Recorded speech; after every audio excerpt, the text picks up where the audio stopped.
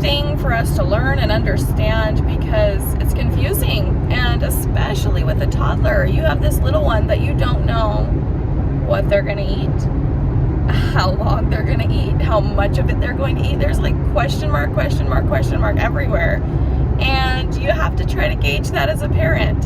So when we were still in the hospital, the nurse would have us order the breakfast and it would come from the cafeteria, and then after our daughter was eating, we had like a 30-minute window from when the food hit her mouth until we were going to give her an injection with a shot.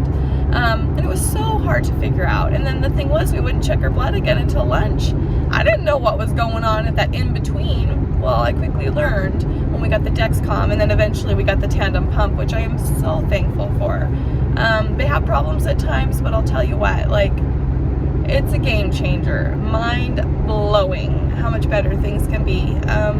Sleep did not exist before that. And not that it's 100% better now, but it's like magic as far as being able to keep a level floating, just good blood sugar at around 90 or 100 all night. Like, just makes my heart happy, and I just want that for other parents. So just some things to consider. So my daughter gets up and she's hungry. She wants to eat. So my mind needs to think quick. I need to get her phone. I need to figure out how many carbs. I need to put that in there, and then I need to set a 20-minute timer. And then I need to distract, and prepare it so that everything can line up.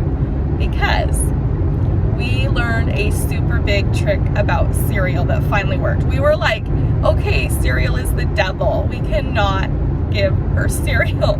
She spikes to 300 or 400. We've tried everything, like even pre-bolusing. It did not work when we weighed it out exactly. So we have learned, our secret little tip, is that we add an additional 10 to 15 carbs depending on what cereal it is, and we pre-bolus her 20 minutes.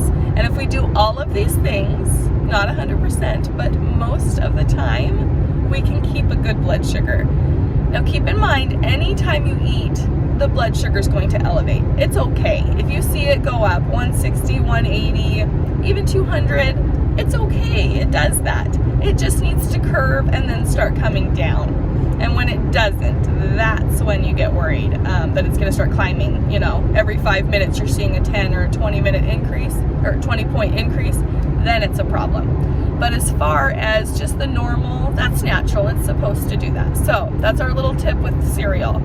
So if I'm going to give her any regular kind, Honey Nut Cheerios, just something normal that has high sugar content and is a nightmare, I would add the 15 carbs to it. So if I was giving her normally 30 carbs worth, which that seems like a lot, she doesn't usually have that much. Let's say I was giving her 20 carbs worth. So then I would just dose her for the 35 carbs, but I would actually only have her eat 20.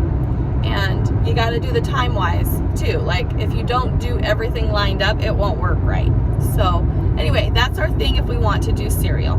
I try to avoid cereal unless we're needing her to have a lot more fiber in her diet, which we do. So, but otherwise, scrambled eggs is a great one. We will do like whole wheat toast with peanut butter on it.